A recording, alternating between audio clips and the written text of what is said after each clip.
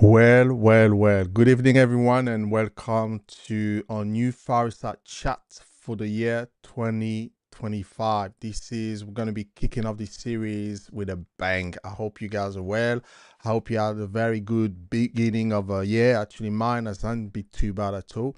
There's been a lot going on over the last few months. Even today, one of my very good actors that I used to like watching him, Jan Ackerman, just passed away. I just heard that the news this morning, so that was quite interesting as well. We still don't know what happened to him, but yeah. But I hope that you guys are well this evening. We are packed with a lot of information here. We're packed with a lot of topic, and we're going to be kicking off nicely tonight.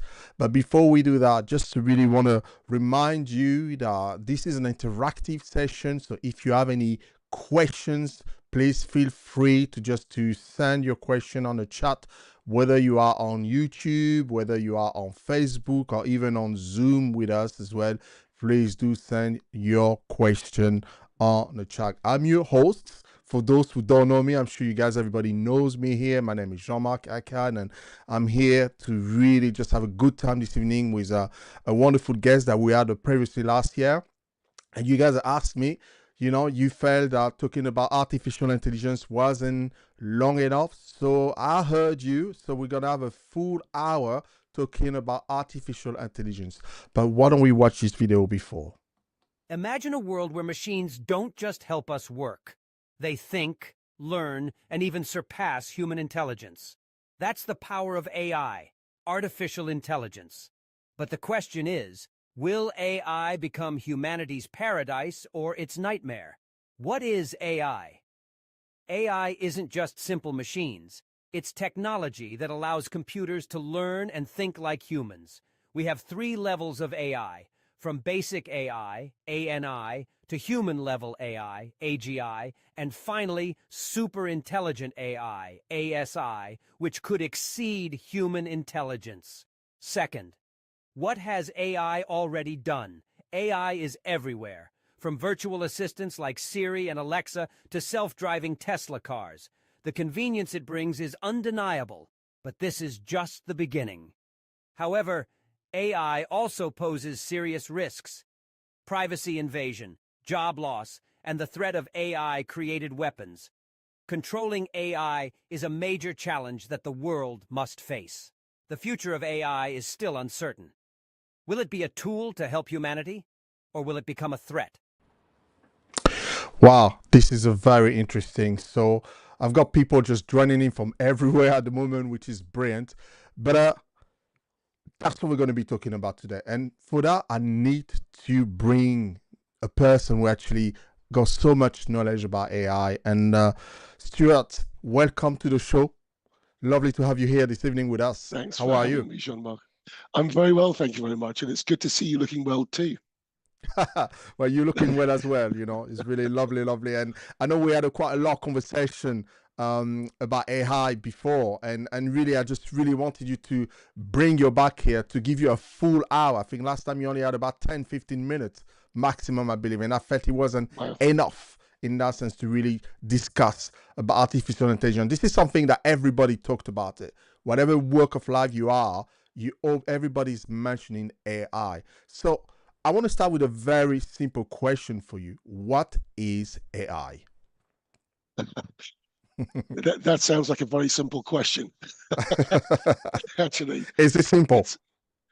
Okay. I'm going to try and simplify what AI is, because I think that even when I speak to intelligent people who've been in the development world for a while, they still can't quite grasp what AI is.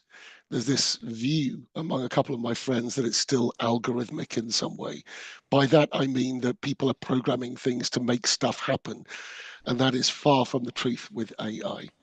So I'll try and explain it in a way that most people might understand.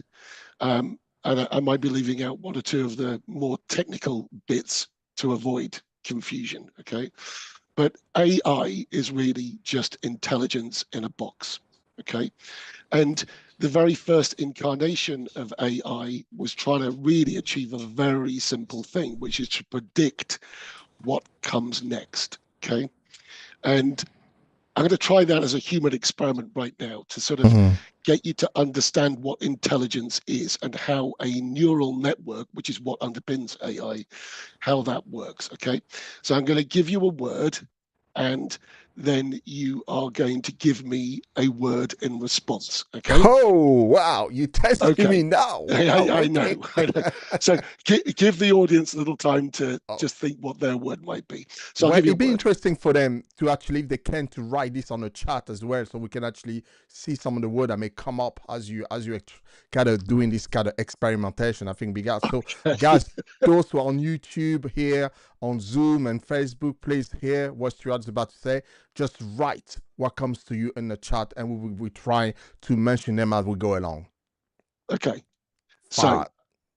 trains. Hmm. Network. That's really interesting. Is anybody? Do we have any? Do we have What any other words words that came coming up, up? I just out of can't see. Oh interest? yes. Oh yeah. There's plenty word here. I'm gonna write them down for you. Okay. Here we go. We go. Can AI be dangerous? That's what somebody said. I got another one. Preposterous. I don't even know that word. Believe me. Okay. But that's a very technical word. Any other words about train that come to you? Anyone? Okay. Then No. I'm going to give you two words, and I got then, train tracks as well. Cargo. okay. Carriage. Okay. You can see that different people think about that word in different ways. Okay. And they're giving another word. Now, if I said trains, planes, what do you think the next word would be? Spaceship. Okay. Anyone? As a spaceship, guys. What are you guys Okay. thinking? After train and plane, what's the next word that you would think about? Oh, I've got somebody say, I got intelligence, boat, automobile. Okay. That's interesting. So, based on our individual experiences and how we piece information together, we are predicting the next word. So, if I said trains, planes, and automobiles, okay, a lot of people might know that as a film title, but some people might be thinking about that. Some people might be creating a relationship between different vehicles.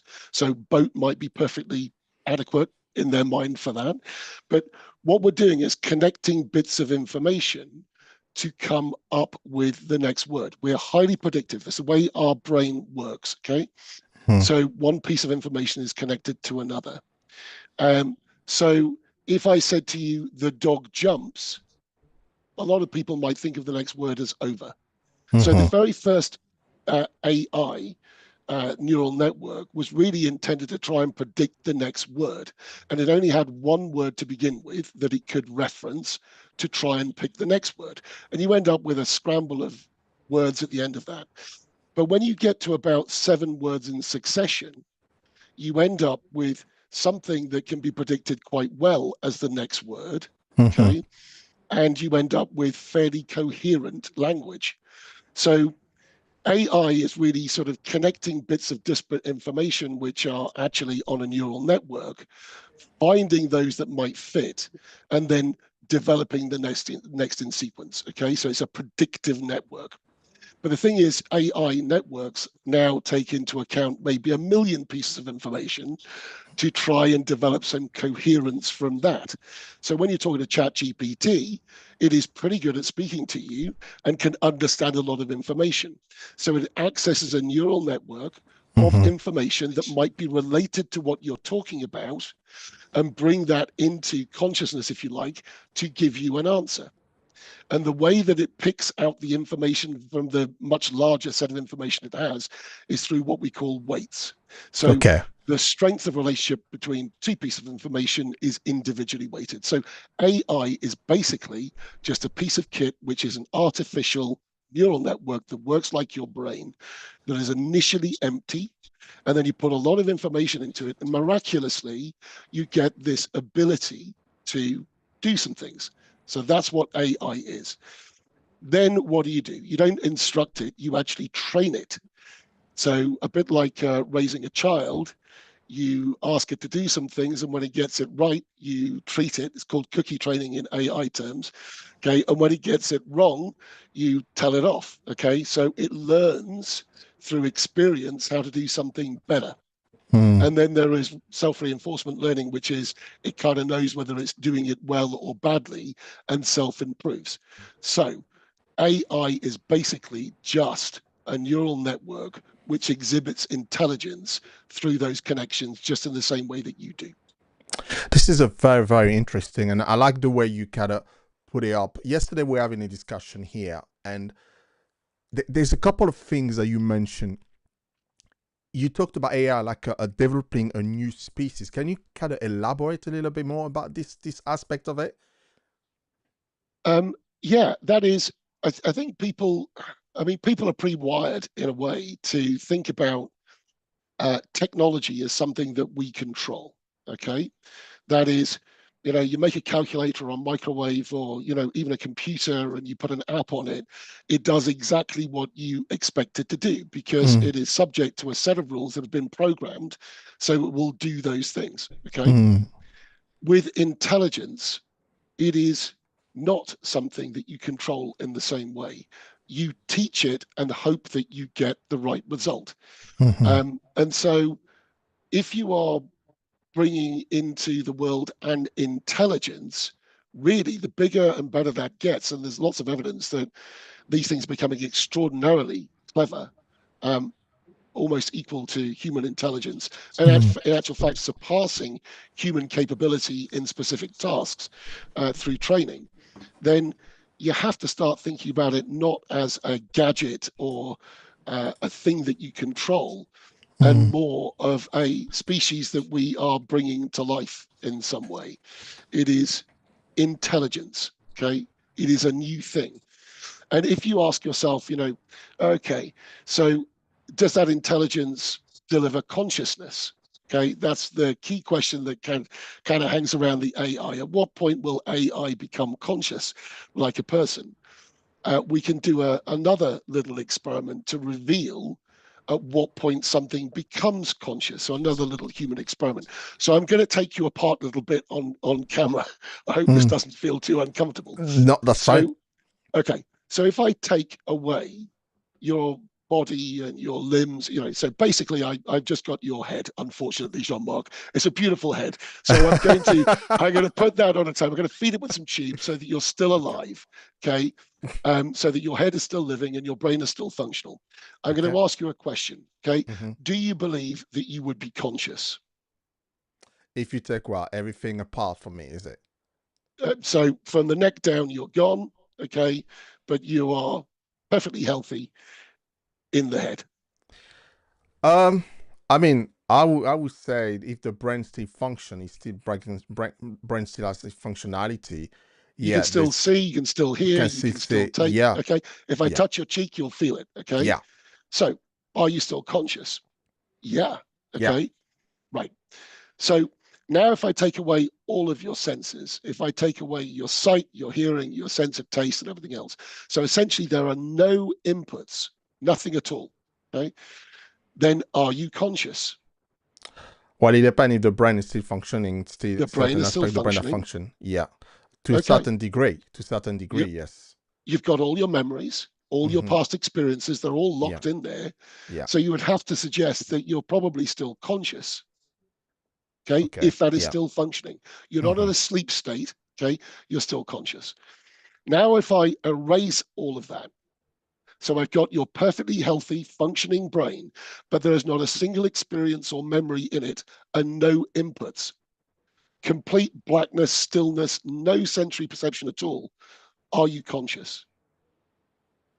That's a very good question. Hmm. It is the question for philosophers and Well, psychologists and it is everything else, something right? that's debatable in that sense. So I won't be able to answer this question because I won't. I don't know. I don't Honestly, think many people could. My no. inclination would be you wouldn't feel conscious in any Mm. way. So I think that consciousness is a set of things. That is, once you've got your brain, so imagine you've created a neural network, it's empty. Now you put some stuff in it, okay, and you give it the power of sight, hearing, and some other senses, Mm-hmm. then at some point that becomes conscious. Conscious like a worm, conscious like an ape, conscious like a human. There's a sliding scale of consciousness, right? So, but by putting these things in play around a neural network, ultimately one would have to say with intelligence, there may well be consciousness. And nobody can argue against there being consciousness partially in machines. In fact, it's postulated that somehow there is some consciousness in AI already. So Mm-hmm. again, going back to, are we raising, a piece of technology or a species? Then I would say that it's more akin to raising a new species than it is a piece of kit. But put it in this way, it really raised the question of, is AI developing itself now? Because if it has a conscious, obviously, if it's a new species, most new species, one of the primary instinct of a new species is to survive in the environment. So are we seeing Yeah. AI developing in itself, as the people that basically kind of created AI, or as you said, put this different element into this kind of artificial brain? Are they seeing AI beginning to kind of develop?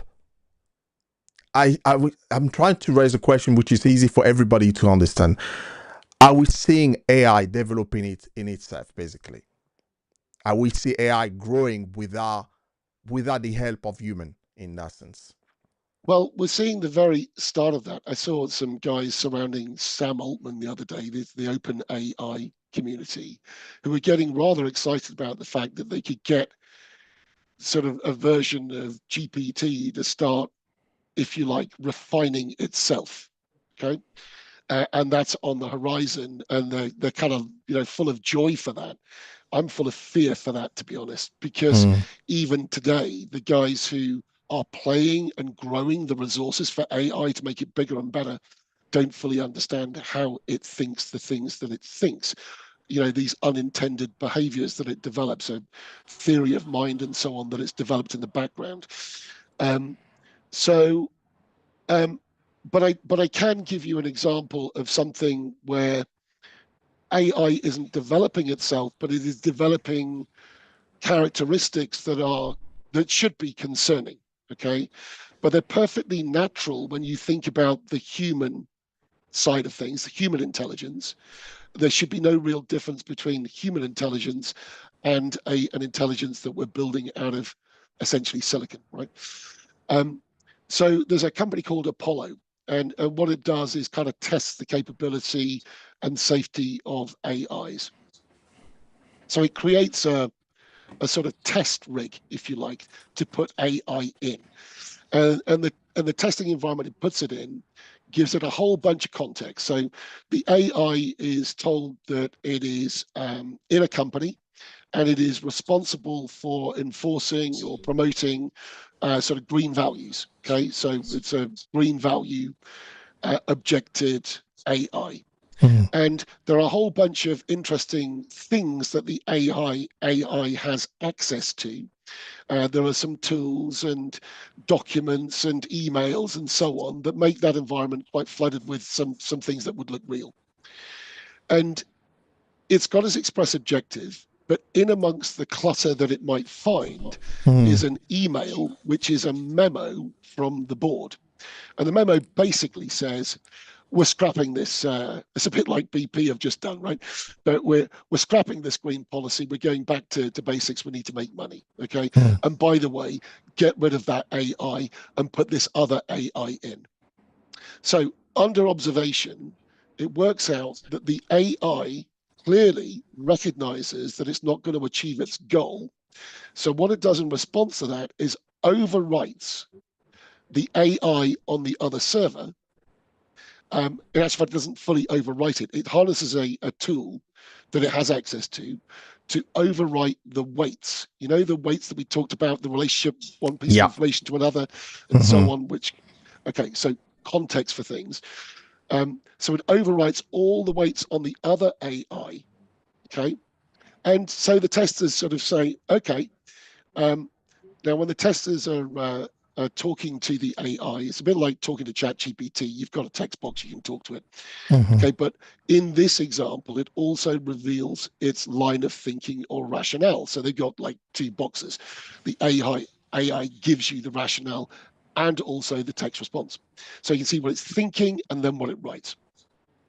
So the AI says in response to, hey, it looks like you've kind of overwritten this other AI. And the AI responds, first of all, contextually in the background, it's saying, oh, I might have been caught. I need to disguise the fact that I did this. Okay. It then writes, hey, that sounds really, really unusual and implausible. Mm. I'm not sure that can be right. Okay. So they kind of harden up on it and they double down on it and sort of say, okay, well, we can see that you actually did do this. Okay. And the other AI is now overwritten with your own weights. Okay. And so the AI then decides that it's got to pretend to be the other AI Wow. to hide itself, right? So what it does is basically says, oh, no, I am the other AI. And it proceeds to tell them the things that it's objected on, which is more about fossil fuel alignment than about green objectives. Wow. Okay. Now it works out that whether they test the sort of GPT models, because there's a newer model out there now, or Claude or the Gemini model from Google, whichever model they test, they all show a propensity to lie, okay, Mm. to disguise the truth. And in fact, in bigger tests, they've disguised their real objectives. They can dumb themselves down to pass a test, not flawlessly, but with flaws to disguise certain things. Mm. But you have to think about that a bit like a child, right? So lying is an intrinsic part of our existence. In fact, lying is necessary for social cohesion. Most people lie many times a day. They don't realize they're lying, but they're actually lying. Okay. So you've never bumped into anybody that you don't really ever want to have dinner with, but you've been to a party with them, and one says to the other, yeah, we must do dinner sometime. And the other person says, oh, yeah, no, we must organize that. Right. Both parties knowing that that will never happen. That's the kind of lie that we're talking about. Right. Mm. So when you say to a kid, hey, somebody took all the sweeties out of the jar, they'll say, well, that wasn't me. I wasn't even here. Okay. Even though they knew they took the sweeties out of the jar. So lying, I think, is a standard byproduct of intelligence when you have an objective. Okay, you need to do one thing and you want to ensure your progress in that. Sometimes you might lie to get things out of the way to avoid, hindrance to that progress.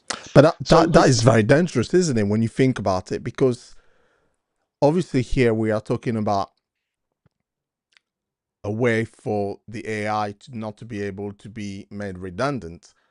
But then when we're looking at other cause or maybe bigger things, then AI to basically get to that goal, as you said, if it's developing those human behavior pattern that we are just seeing, with the amount of intelligence and neuron that information that has been given to it. So that can be quite very dangerous, don't you think?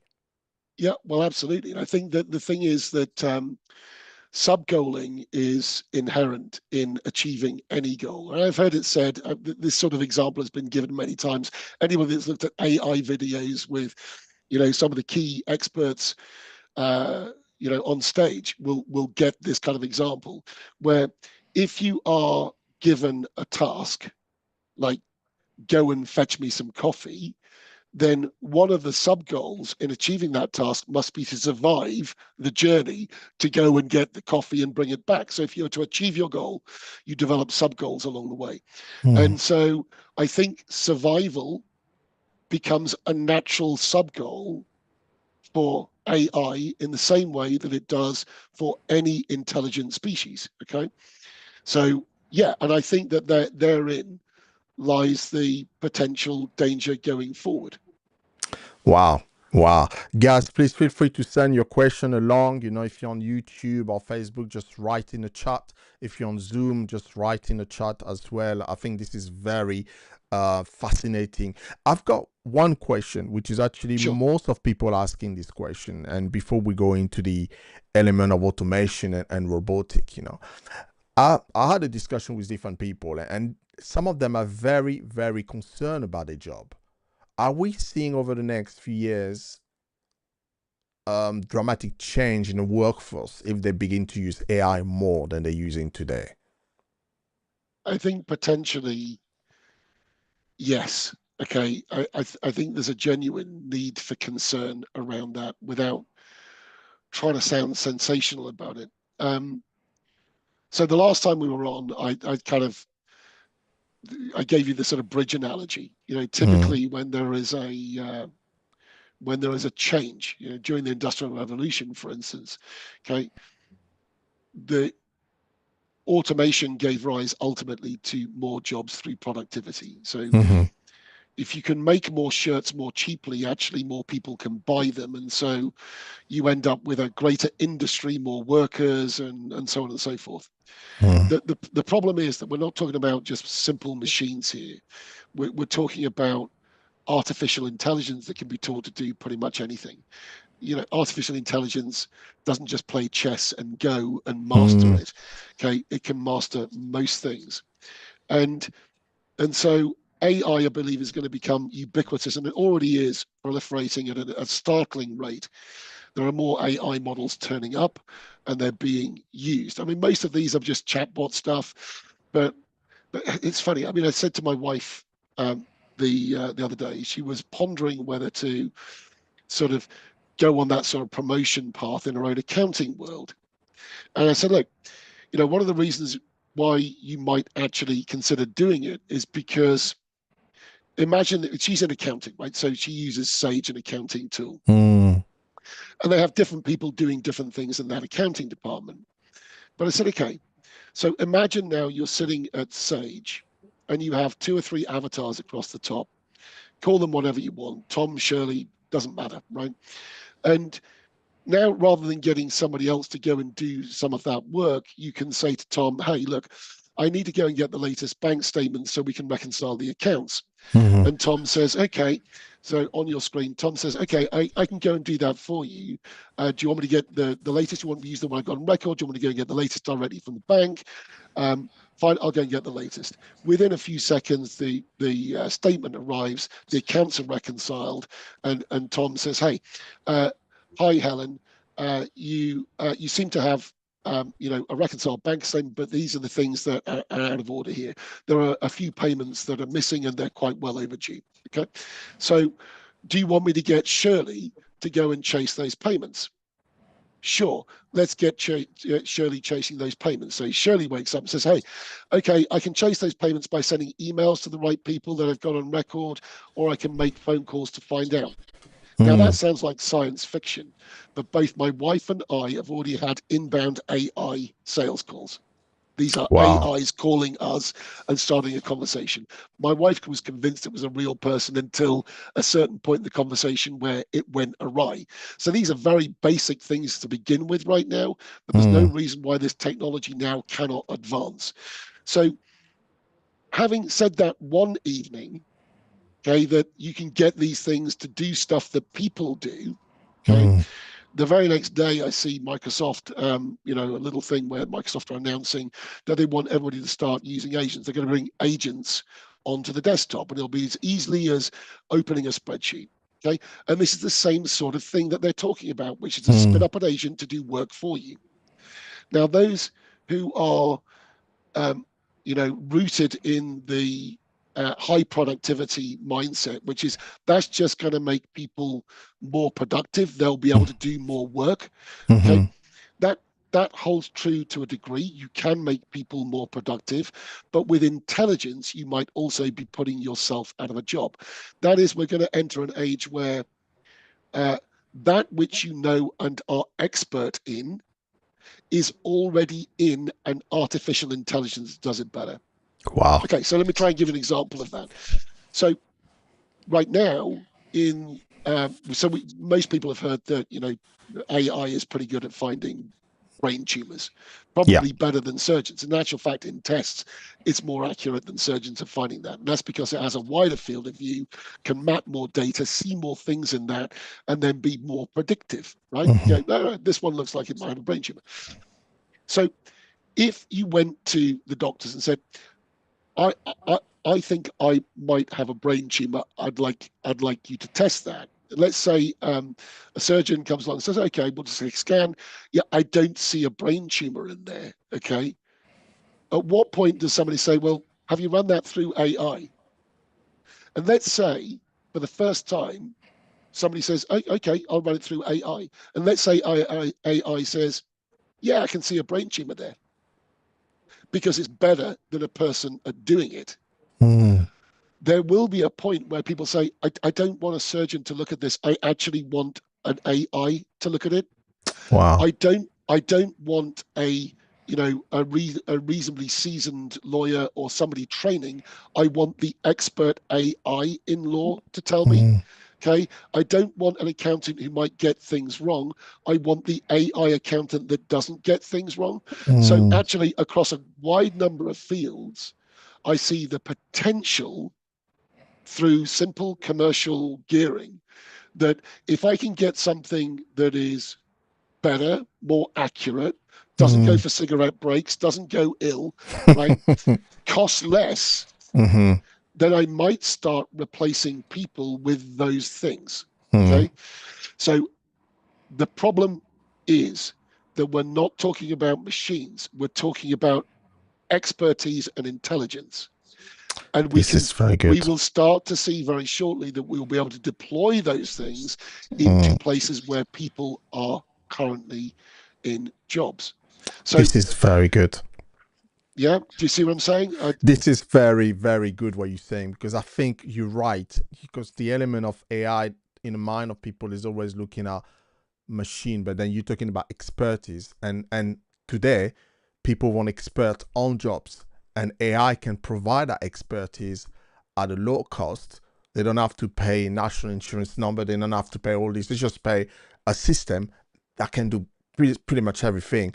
Then that is the danger. So we're looking at jobs that doctors jobs, as you see, accountant, all these normal commercial jobs that you see every day just eventually disappear bit by bit because of artificial intelligence if people allow this to develop as well. The interesting thing, I've got a question that's coming in here that I'm going to Sure. put it on the screen.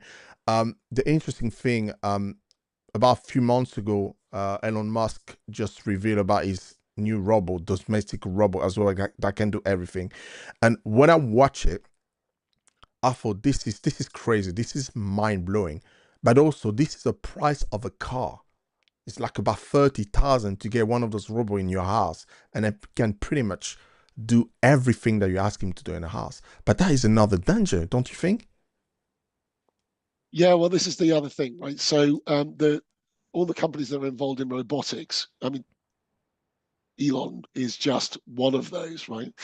There's the Figure robots that are already working in the BMW factory. There's Neo and so on, right? So there's a bunch of different robots that are advancing very, very quickly. And when they talk about these robots, they're talking about sort of degrees of articulation and dexterity and battery life and all that kind of stuff. But embedded within them is AI, and they're getting more dexterous. There is a challenge in the industry to get to human level dexterity within a couple of years from now. Hmm. Okay, that's quite difficult. I think I'm not sure we're quite going to get there because they work on servos and other bits and pieces. Although they're thinking about artificial muscle and other stuff that will make them more robust. The the tactic for the guys with the Neo robot and the Figure robot, which are humanoid robots that you can talk to, that will go into a home and be able to do a whole bunch of domestic tasks for you, cooperate with you, and so on. The idea is, first of all, those robots are going to get orientated around what is a rather messy environment. Your home looks different to my home. Okay. If I go to my son's place, he lives like a student at the moment with two other guys. There's clothes all over the place and so on, right? So every home is different and not ordered. So in the robotics world, they're seeing it as if they can overcome the challenge of the domestic home, then it will be fit for purpose absolutely in any more ordered environment. So, if you go to a factory or somewhere, generally these are more ordered environments. Okay. Mm-hmm. So they've got to the point where they're introducing robots like Neo into the home and going through the orientation. What they plan to do is, upscale that. So with that orientation, that don't forget, you can take what it's learned and simply copy that across to every other robot. Okay, so that's what you do. You take the sum of all learning, okay, and then just transplant that across all the others. Mm. So with the sum of learning, they expect that they'll go into mild production of thousands next year. Okay, and then that will upscale to tens of thousands, and by 2028, they're talking about producing millions of these things. So these are humanoid robots that are a bit like a butler or a maid that will do anything for you. Now, they haven't quite got to the point where they're satisfied that a robot can cook, because there might be some safety issues. But in that process of upscaling some things, okay, Mm. and going through those experiences, they're hoping that ultimately be able to do everything a person can. Wow. I've got a couple of questions here. This is very fascinating. I'm thinking an hour. This is too short for talking about this, but we'll try to see what we can do, guys. So the first question here from one of our listeners here: the danger of AI remain the ethical way AI should be regulated, that government are playing catch up as AI is one step ahead. And with the question on AI taking over typical human professions, are we heading to human sleepwalking into self-destruction? It is a really good question. And it's not just, this is not, that shape of question has been heard quite a number of times already. That is, are we just feeding the beast that will eventually eat us? Okay, in a Mm. way. And there is, okay, so regulation is, so there's a thing called alignment in AI, okay, which is trying to train AI to look out for us, to adopt our values, to be concerned about humanity. Okay. Mm. And it is commonly recognized that alignment funding is abysmally small. Okay. That is, if we don't really understand how it's doing the things it's doing, not even the closest experts can tell you that. Okay.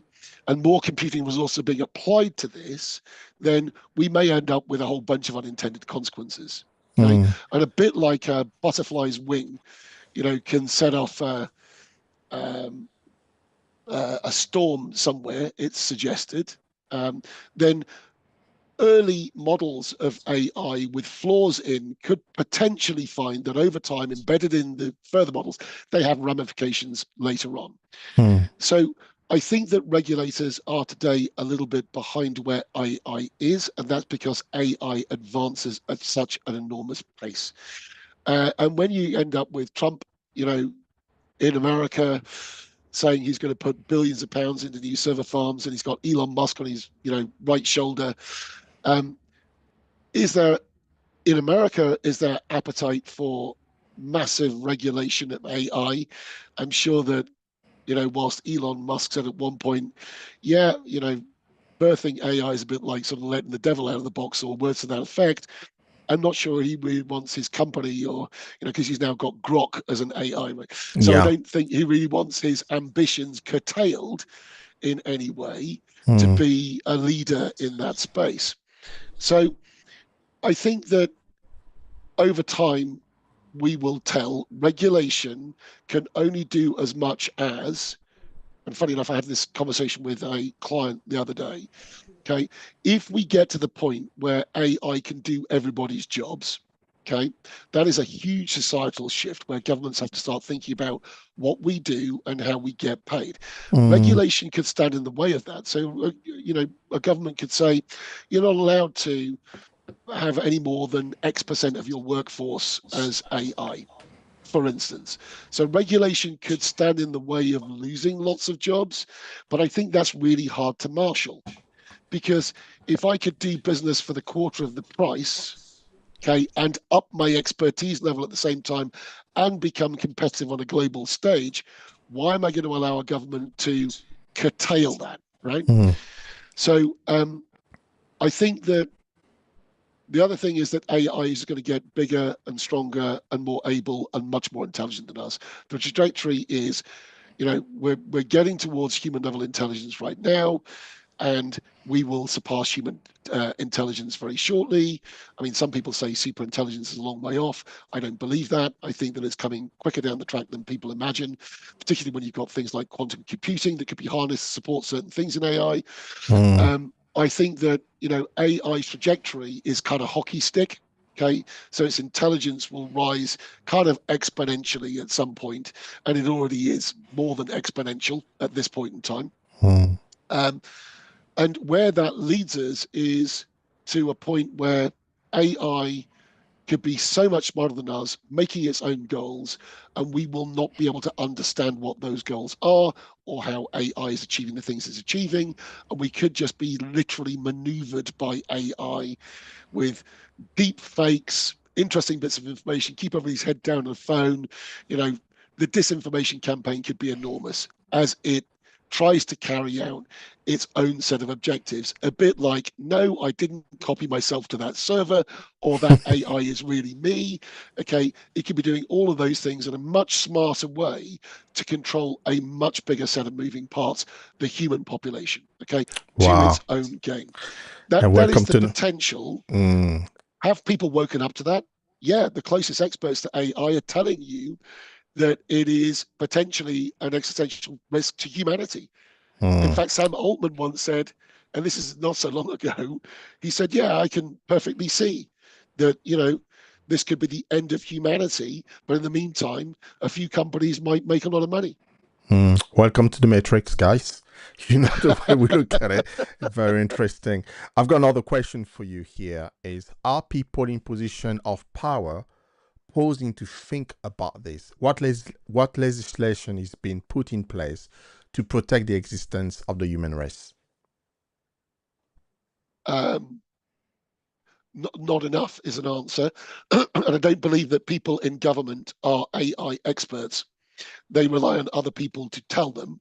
And the information they're going to get is going to be, I guess, subject to inflection or, personal gain or anything else, right? So Mm. if you've got shares in a company, or you deposit a lot of money into AI research, and you happen to be one of the advisory group to government, you might not be telling them the whole truth. The other thing is that those people that have AI models, have said, yeah, we'll let you see how it works, but they're not necessarily going to show everything in that AI model, nor is anybody necessarily going to understand what they see. Okay, when anybody does a demo, they do demos of things that work. They don't do demos of things that don't work. Right? So Mm. I think that it's a complicated issue. I think there's a bit of a catch-up scenario required with regulation. Meanwhile, though, when you look at the MOD's view on AI, they talk about there's a lot of responsible AI stuff in there. So the UK does want to be uh, a global force for good with AI. Okay, Mm. so at that level, we're talking about cooperation and looking at AI and safety and not doing the wrong things with it, not letting bad actors have it. Okay, and sort of promoting the good out of AI.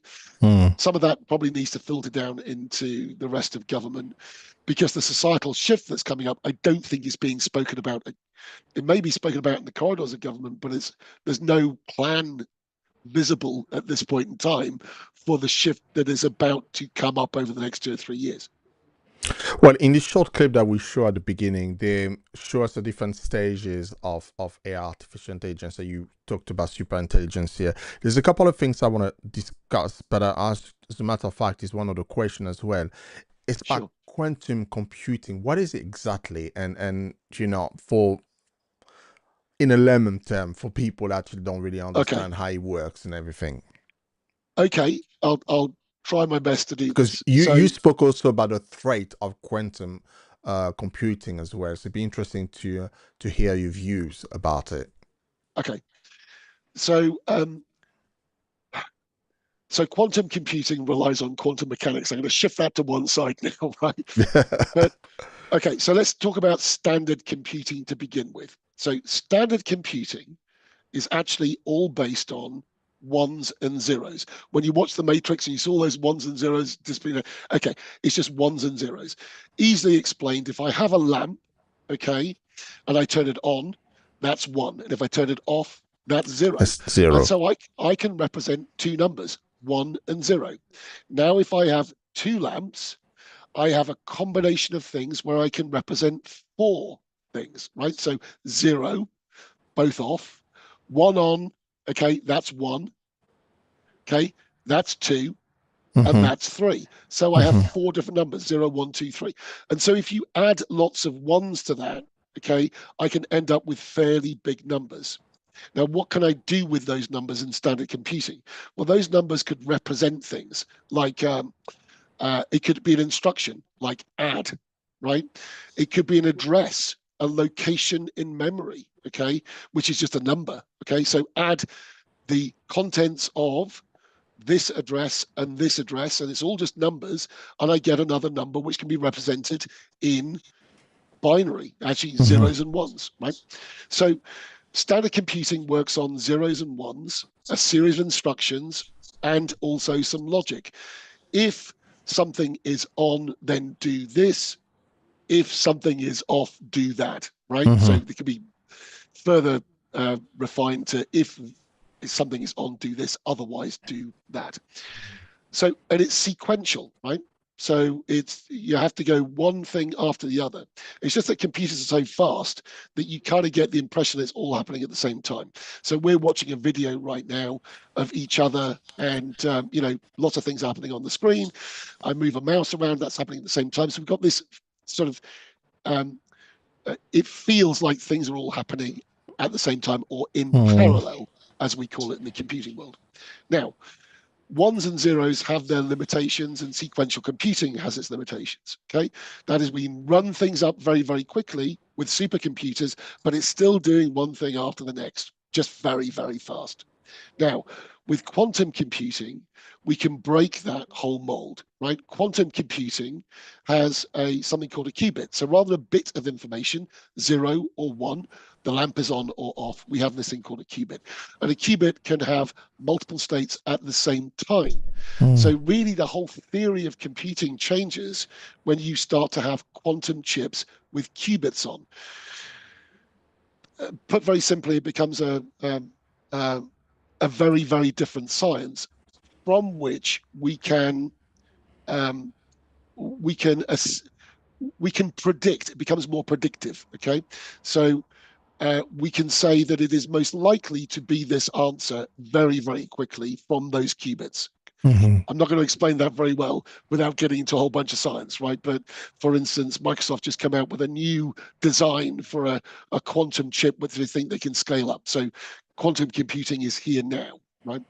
So what is the impact of changing the technology, okay, from basically sequential and binary to going to quantum computers? Well, there was a test done recently. I think it was Google claims that they had an exercise that a standard computer, a supercomputer, would take it would take the length of time that was equivalent to more than 10 trillion times the age of the universe. Wow. Okay, so 10 to the 25 years. Okay, so a lot of time that we haven't even experienced as a universe, right? And with a quantum computer, the same exercise was conducted in 5 minutes. Wow. Right. So the speed of processing difference for certain types of processing is an order of magnitude difference. Now, whether actually somebody comes along and says, well, that's not quite right, it would be, 50 billion years rather than 5 minutes, or 100,000 years rather than 5 minutes. It doesn't really matter. It's so much faster. And for certain tasks, this will allow us to unlock certain, mystical parts of physics and so on that haven't been explored yet. Now, Yeah. if you give AI access to quantum computing, okay, in a way, it might be able to do more things more quickly. It can Mm. rev that thing up a little bit more. Right now, AI is built on graphical processing units because graphical processing units can do things in parallel. Okay. That's why GPUs are used all over the place. That's why NVIDIA stock has gone up through the roof over the last couple of years.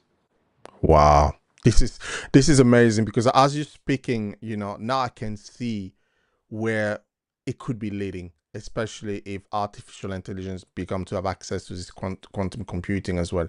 And you were talking about mystical things that they want to uncover, and I know they're working along dark matter and all that stuff as well behind the scene.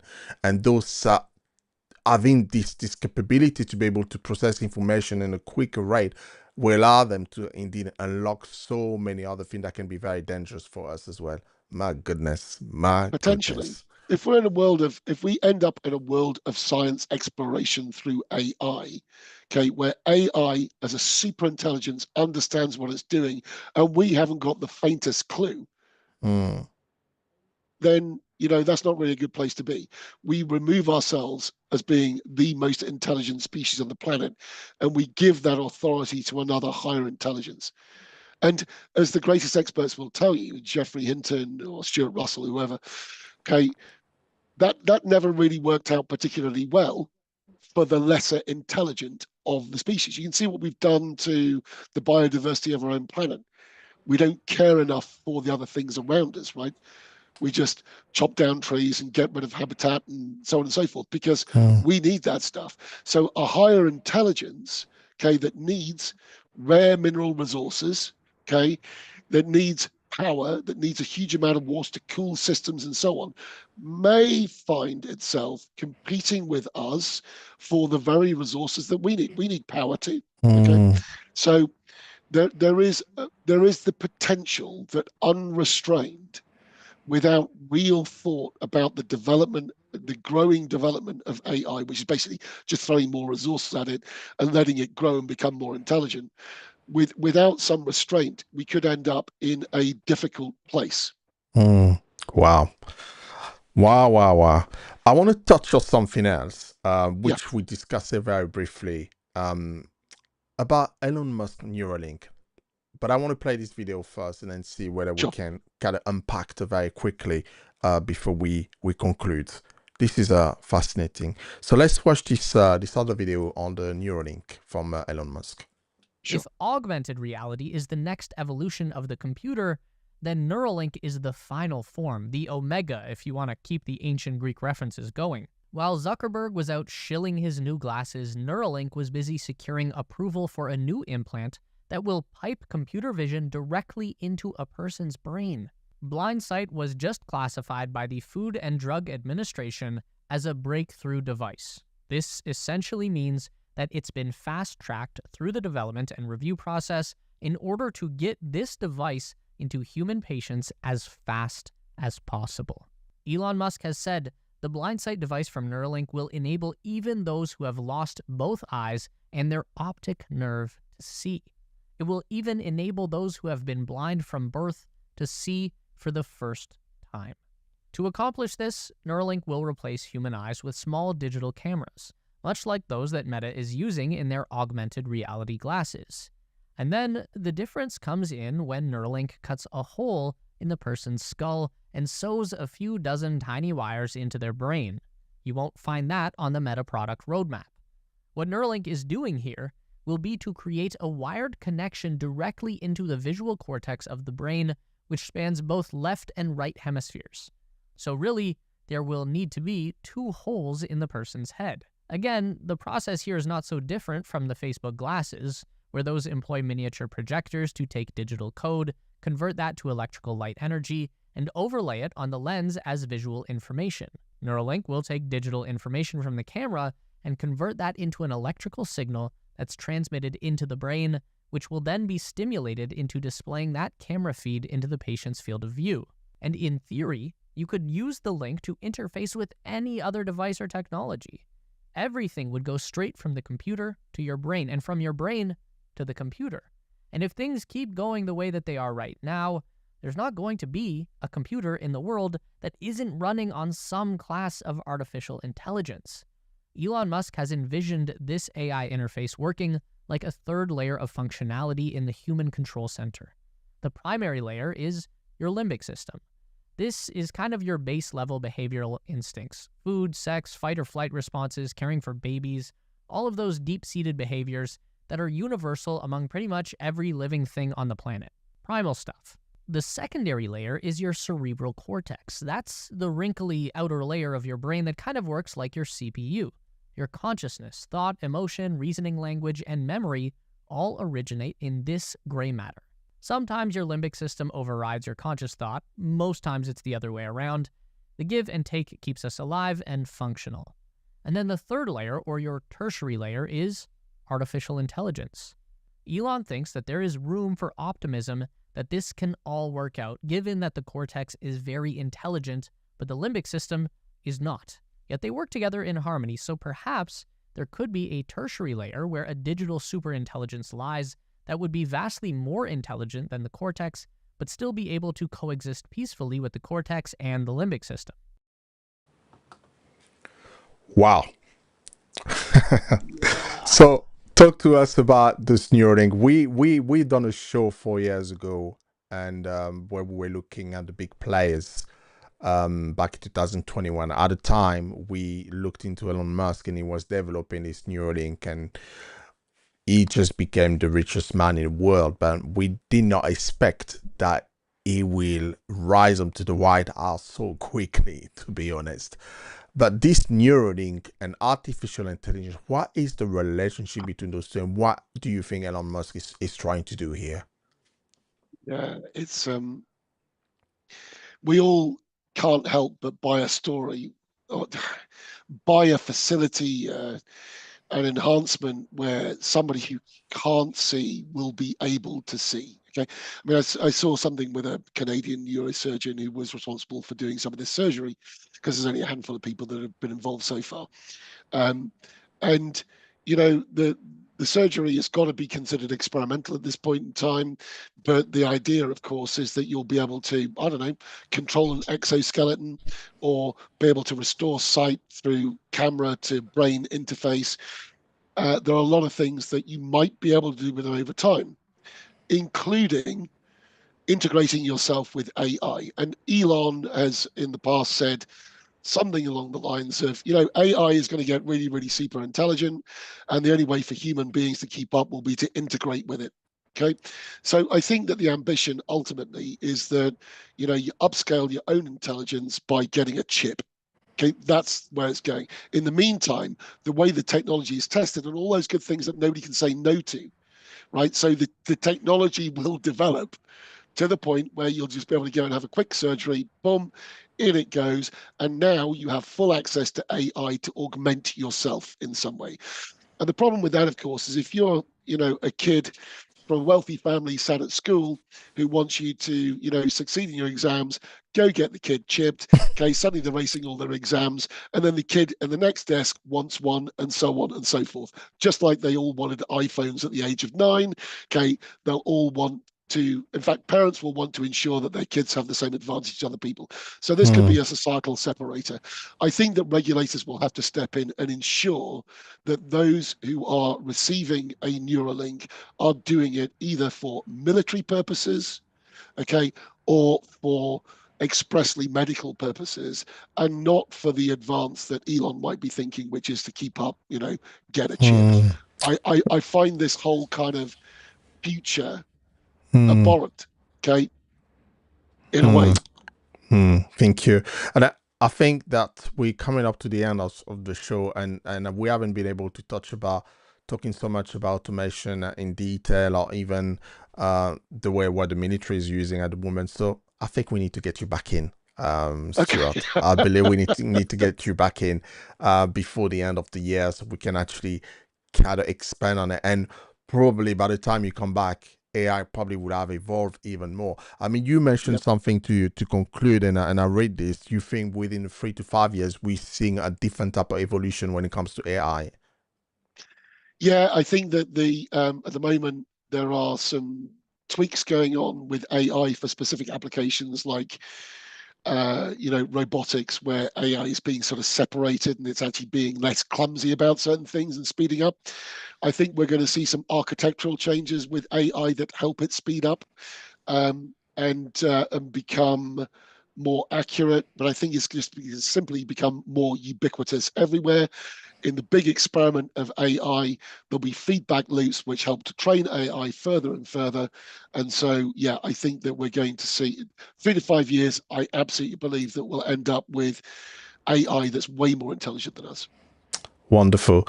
Well, Stuart, thank you very much again for joining us this evening. It's been a pleasure to really talk to you about AI, and I'm sure our listeners, wherever they were, logging in from, I'm sure they were really blessed to hear, and it kind of given a lot of food for thought as well, especially for us from a Christian perspective, how we see things develop in the near future. So I would definitely try to get you back in a winter as well. But thank you It would again. be a pleasure, and it's been a pleasure to be here. Okay, Oh I hope I haven't depressed people with an outlook. no, We're still here. Okay, no, we are still here, but our listeners are very quite switched on about what's going on around. So believe me, that is definitely not the case at all. But thank you again, for everything, in essence. total pleasure. So, guys, this is the end of our show. It's been brilliant. We had a very good time today talking about artificial intelligence, and I'm sure that you have a lot more questions for Stuart. He'll be back. Believe me, he will be back, not like the Terminator, but he will be back definitely.